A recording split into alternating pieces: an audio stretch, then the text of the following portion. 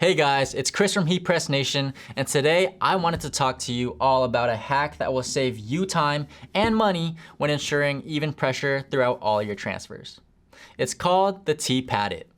The T-Padit comes in 5 different sizes and all with a 0.24 inch thickness.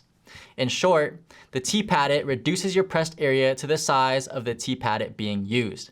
This can be done in 2 different ways. The first option is to set the desired size of the T-Padit on the lower platen, placing the garment above.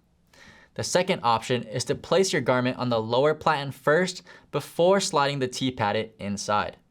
Both ways will work perfectly in providing an even transfer throughout. Make sure to straighten out any folds and lint roll your garment before pre-pressing.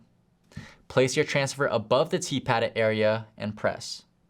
We recommend always covering your transfer with parchment paper or a pro-grade non-stick sheet as well to protect your heat press. Depending on how you placed it, either slide out the T-Padit or lift your garment. Check out the T-Padit at heatpressnation.com.